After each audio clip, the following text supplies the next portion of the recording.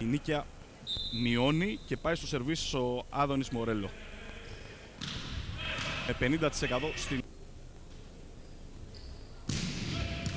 Γιούρδα στην συνέχεια στο σερβίς από τον Μορέλο για την Νίκαια, υποδοχή από τον Μπάε. Έχει πρόβλημα και στην επίθεση.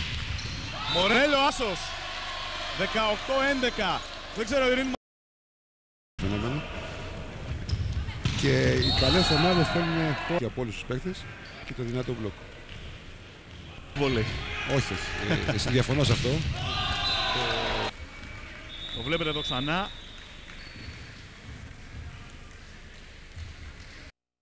Το μπλοκ τον αντιμετωπίζει και έρχεται ο Μποζίδης.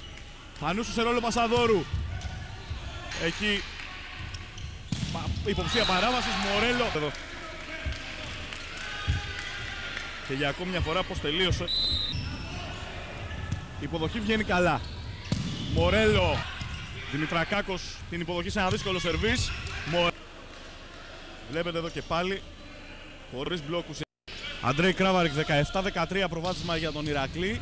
Υποδοχή από τον Μορέλο και θα πάρει...